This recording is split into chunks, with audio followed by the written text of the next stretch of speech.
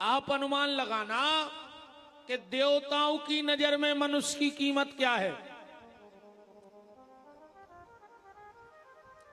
हम लोग गली में चले जा रहे और एक नाली में एक सूअर पड़ा है। अब हमारी नजर में जितनी कीमत उस नाली में पड़े हुए सूअर की है, उतनी ही कीमत देवताओं की नजर में हमारी है। फिर वो ईर्ष्या क्यों करते हैं? हमसे ज्यादा सुख सुविधाओं में रहते हैं, मन में उनके जो विचार आ जाता है वो तुरंत साकार हो जाता है। तो फिर ईर्ष्या किस बात की है? देवताओं को मनुष्य से सिर्फ एक बात की ईर्ष्या है। कौन सी? उनको ऐसे सत्संग में बैठने का सौभाग्य नहीं मिलता है। बस उनको कथा सुनने का सौभाग्य नहीं मिलता, उनको भजन करने का सौभाग्य नहीं मिलता, उनको नाम जप करने का सौभाग्य नहीं मिलता। तो फिर वो हमसे जलते हैं कि अगर हम भी मनुष्य होते तो हम भी भगवान की कथा में बैठते, हम भी भगवान का नाम जप करते, हम भी भगवान साधु संतों की सेवा करते। इस कारण से जलते हैं, बाकी कोई कारण नहीं। हम कुछ भी नहीं देवताओं के सामने, बस ये चीज हमारे पास अलग से है। तो सबसे पहला मनुष्य का तन मिलना कठिन, और मिल जाए तो संभालना उससे ज्यादा कठिन। पहले तो मनुष्य बनवो ही कठिन है। और हमें तो लगता, आदमी कहते हैं कि पुराने पुण्य के कारण मनुष्य बने। हमें तो जो लगत कि भगवान की कृपा ही से मनुष्य बने। अब पुराने में तुमने क्या करो? तुम गधा हुज्जो, तुम कहां के यज्ञ करत रहे, तुम कुत्ता हते कहां के तीरथ करत रहे। बताओ, पहले जन्म में आदमी के तरह भैया पुराने जन्मों को है कि मनुष्य बने, तो कुत्ता बन के क्या करत रहे तुम? ये तो हमें लगता है कि भगवान ने कृपा करी है। अच्छा, भगवान की कृपा तुम्हारे ऊपर है, इसका क्या प्रमाण है? अगर तुम्हारे साथ तीन चीजें हो रही हो,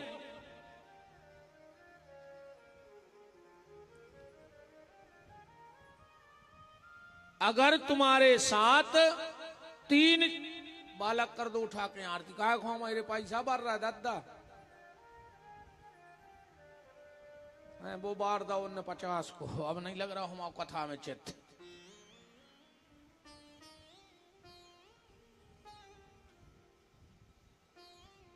अरे भज्जा ठाड़ी फसल चली जाए तो दुख ने उज्ज बताओ। अच्छा, तुम्हारे किसान बैठे, फसल कट के आ गई और गिर जाए, नहीं आवे तो बिल्कुल ही नहीं आवे, वो मैं मान ले कि आई नहीं है। सीताराम महाराज जय।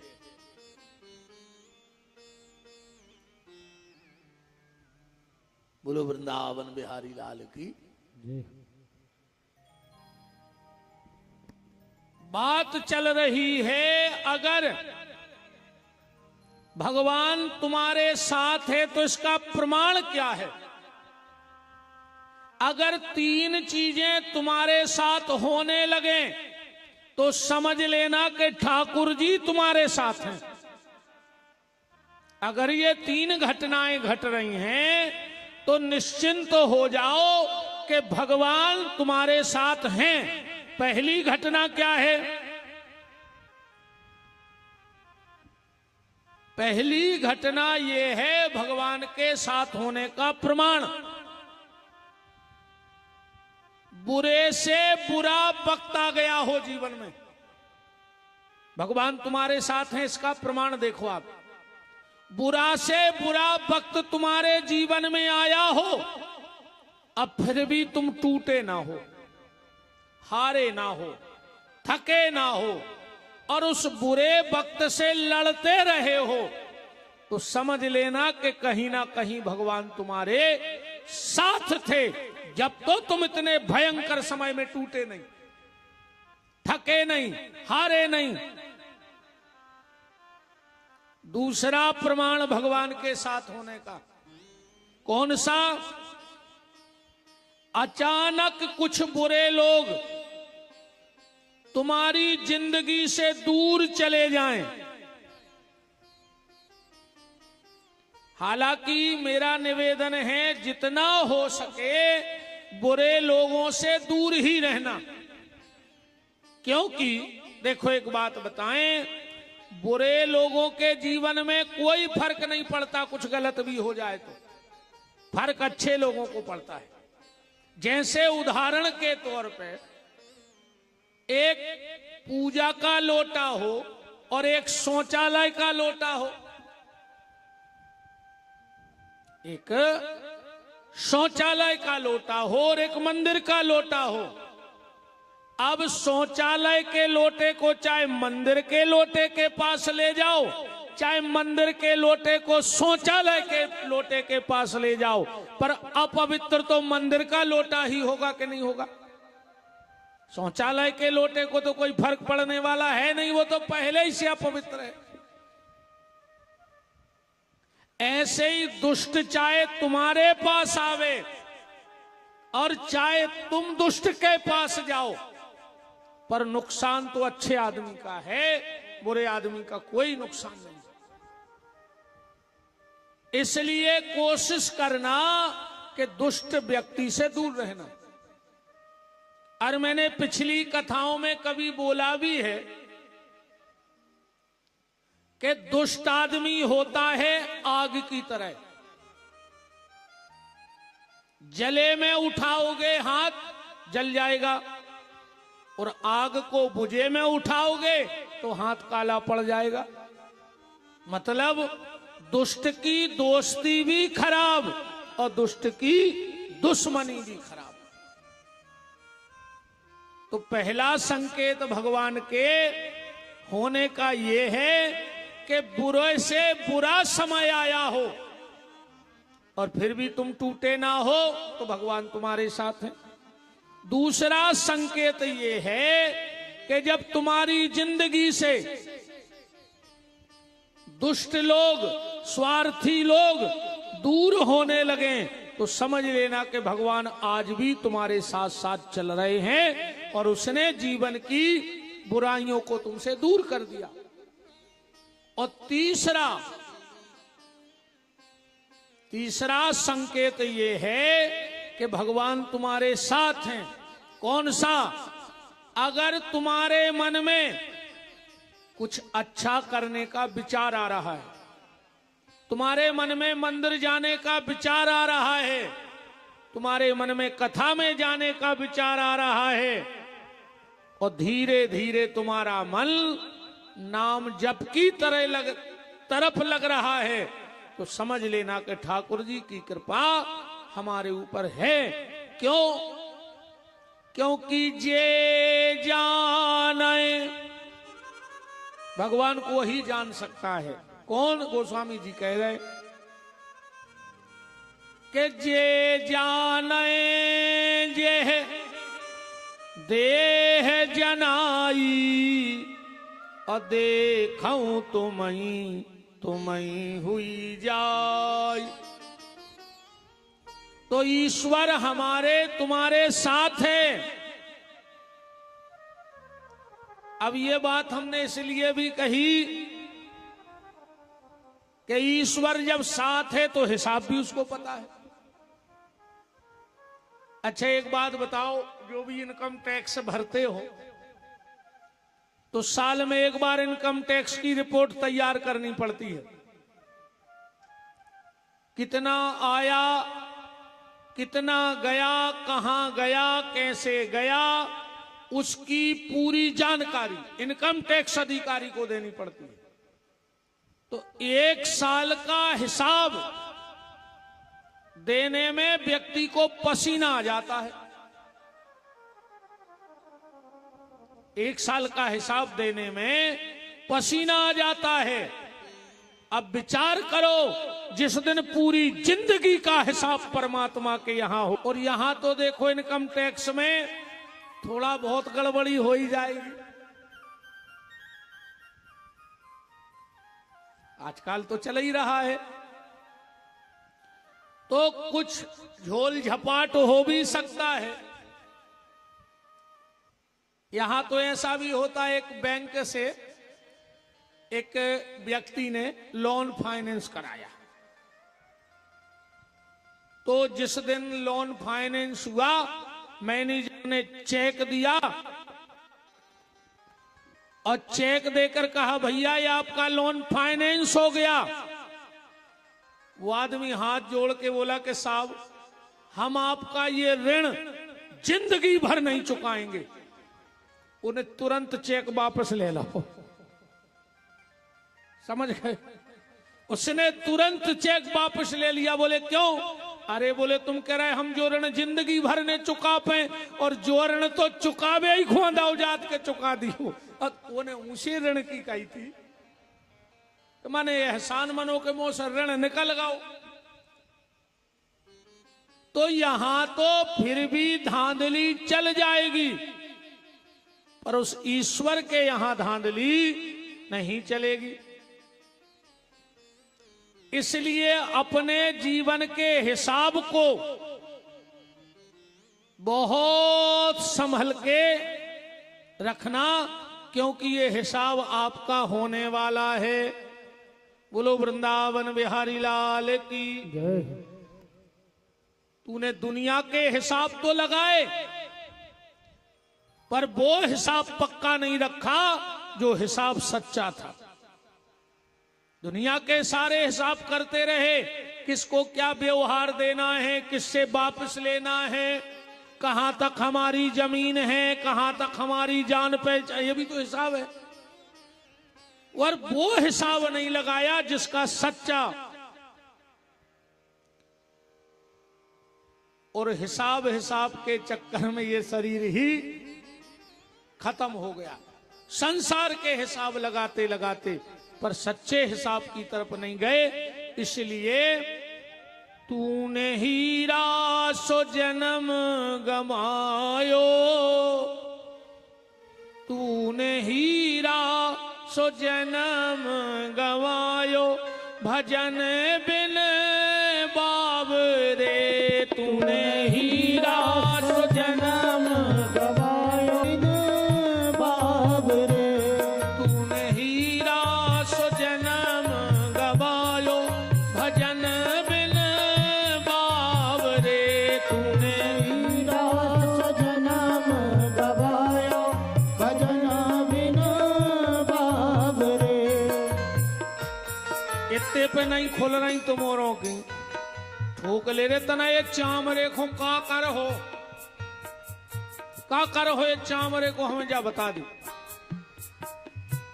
ऐसे लूघरा दे हैं घर के, कछू तो तई बैठे रहे हैं। बोले दाऊ जो नो पूरी खपारी जाने धुंधा जाए, जो नो नहीं आऊने। तूने हीरा सो जन्म गवायो, भजन बिन बाबरे। तूने हीरा सो जन्म गवायो, भजन बिन बाबरे।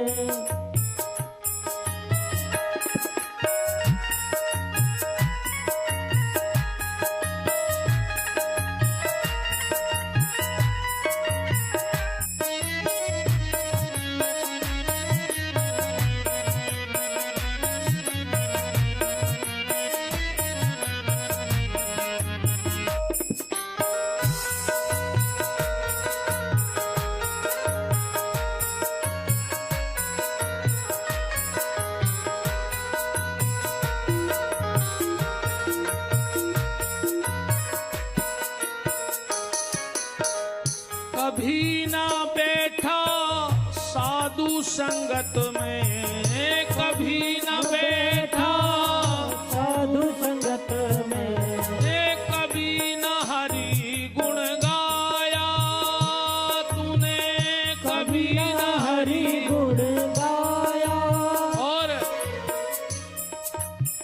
ना तुम्हें भजन को टाइम मिला, ना भगवान के नाम को टाइम। और आखिरी में पाची पाची मारे बेल की नाई, पच पच मरे बेल की नाई। भोर भयो उठ धाया, भोर भयो उठ धाया। तूने हीरा सजन गवाया, भजन बिन बाबरे। तूने हीरा सजन गवाया, भजन बिन बाबरे।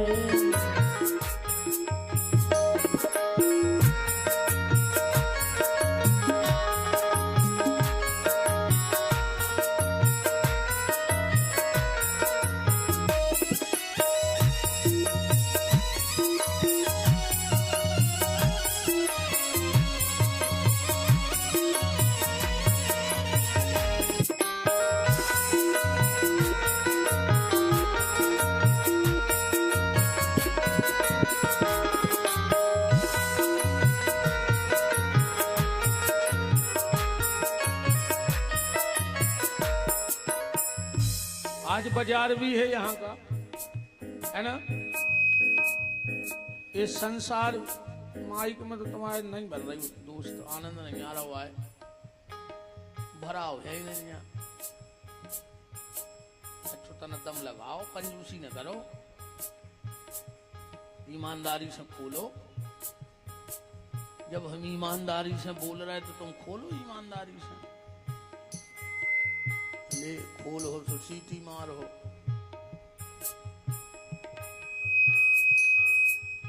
या सीटी बंद करो, खराब हो तो सीटी बजाओ।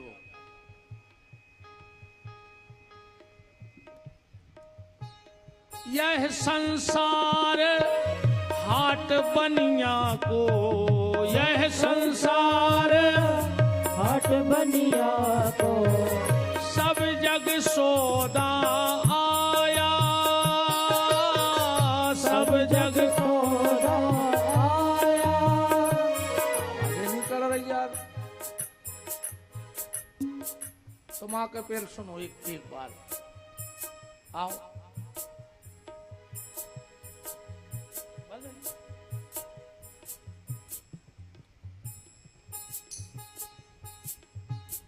यह संसार हाट बनिया का, यह संसार हाट बनिया का, सब जग सौदा आया,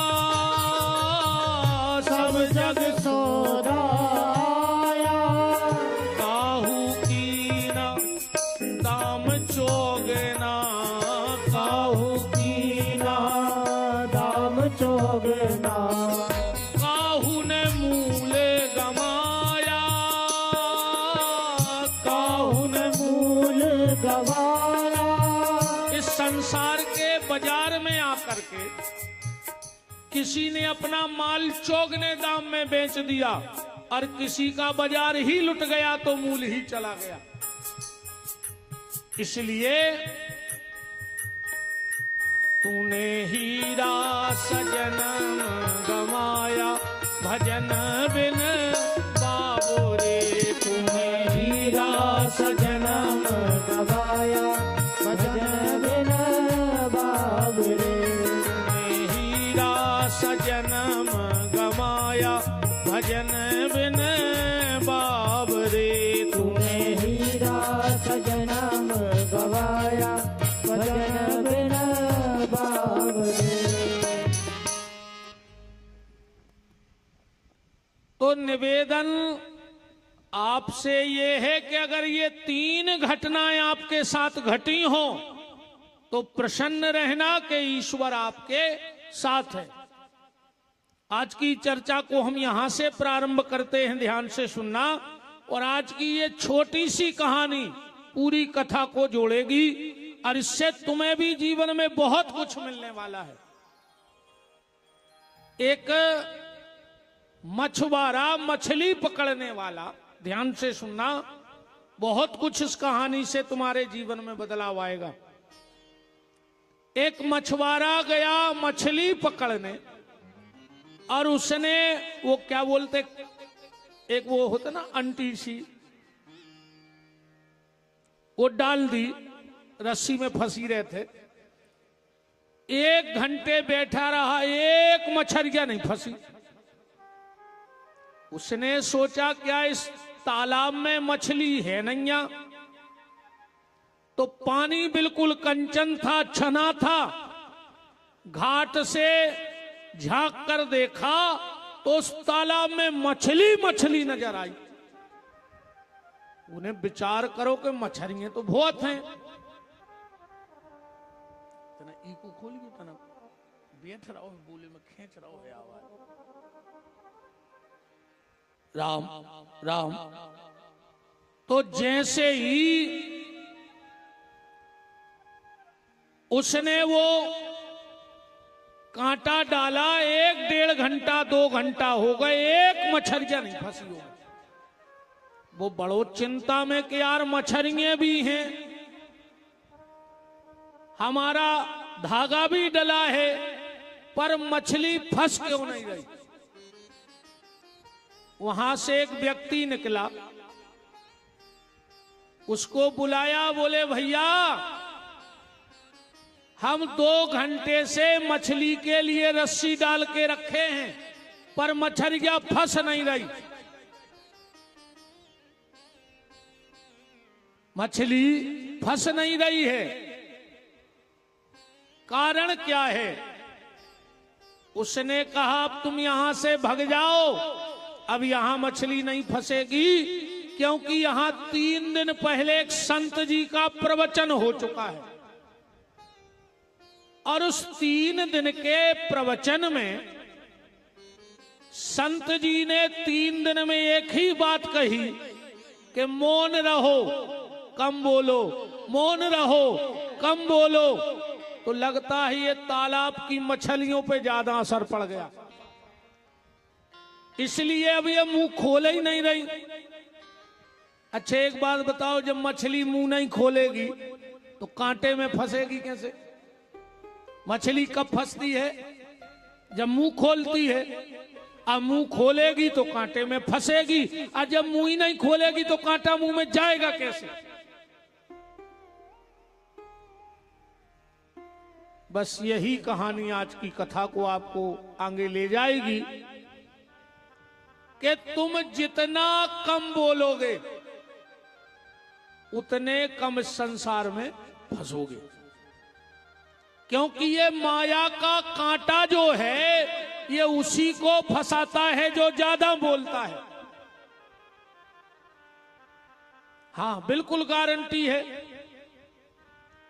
तुम जब ज्यादा बोलोगे नहीं तो ज्यादा संसार में फंसोगे नहीं, और ज्यादा बोलोगे तो संसार में फंसोगे, ये गारंटी है। और महाभारत की जो कथा हुई वो बोलने ही पे तो हो गई, नहीं हो गई? पांडवों ने यज्ञ किया, इंद्रप्रस्थ राज्य बनाया, तो उसमें ऐसी व्यवस्था थी कि जहां पानी भरा हो वहां लगता था पानी है ही नहीं, और जहां पानी नहीं है वहां लगता था पानी भरा है। दुर्योधन यज्ञ में आया तो जहां पानी नहीं भरा था उसे लगा पानी भरा है, तो वो संभल के चलने लगा, पर वहां पानी था ही नहीं। और वो में धम्म से गिर पड़ो। जीना पे खड़ी थी द्रौपदी, उसे हंसी आ गई और देखो सिर्फ बोलने में फंस गई। क्या कह दिया? अंधों के अंधे होते हैं। और अगर इतनी बात द्रौपदी ना बोलती तो शायद इतना बड़ा अनर्थ ना होता। इसलिए मेरा आप सबसे निवेदन है कि बोलने से पहले 1000 बार सोच लेना, क्योंकि एक बार तलवार और बंदूक, बहुत ध्यान से बात को समझना, एक बार तलवार और बंदूक दोनों खड़े आपस में बात कर रहे थे कि सबसे गहरा घाव किसका होता है, बंदूक का कि तलवार का? बंदूक ने कहा मेरा घाव गहरा होता है, तलवार ने कहा मेरा घाव गहरा होता है, पर पीछे शब्द खड़े थे और वो हंस रहे थे। किसी ने शब्दों से कहा क्यों हंस रहे हो? बोले ये दोनों मूर्ख हैं। ये कह रहा है मेरा घाव गहरा है और ये कह रहा है मेरा घाव गहरा है, जबकि सबसे ज्यादा अगर गहरा घाव किसी का है तो शब्द का होता है। गोली के घाव भर जाते हैं पर बोली के घाव भरते नहीं हैं। इसलिए बोलने से पहले 1000 बार सोचो। अब विशेषकर तुम्हारे बहन जी कृपा राखियो, घर में रामा नहीं करवजो, महाभारत ने होन दियो, ठीक न? तुम्हारो तो जब बोलवे पे आउट हो।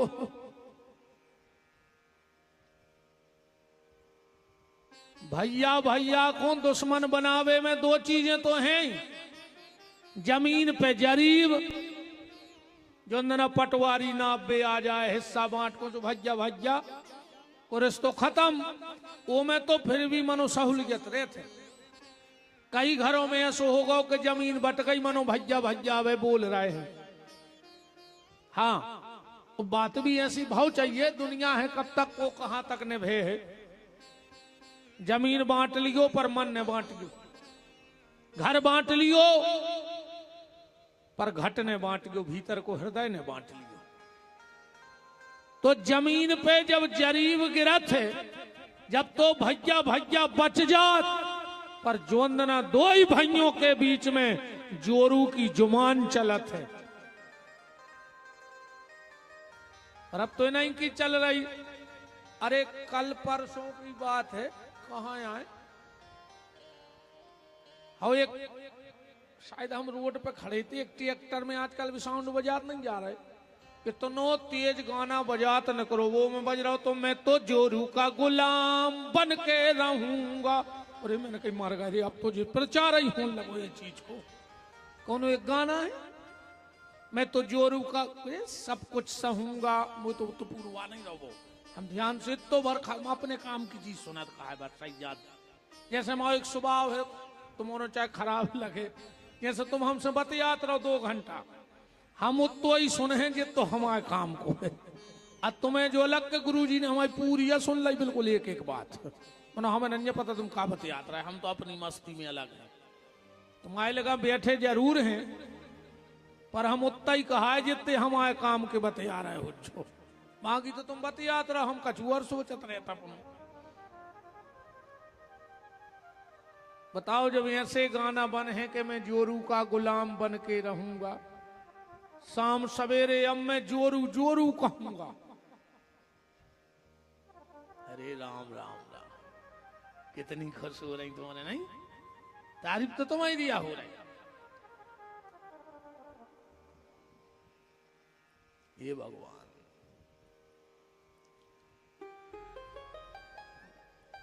द्रौपदी ने कह दिया कि अंधों के अंधे होते हैं, और वो बात दुर्योधन के दिमाग में बैठ गई।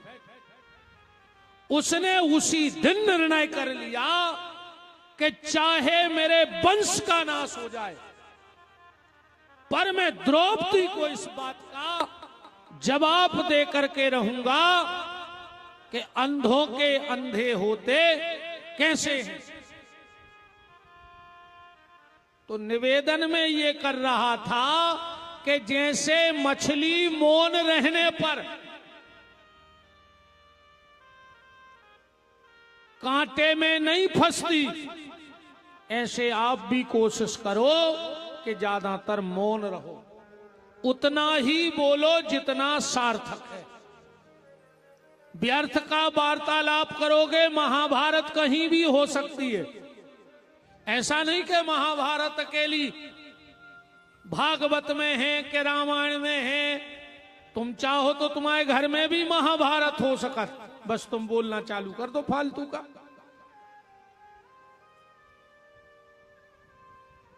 कल आपने श्रीमद् भागवत के महत्तम को सुना था।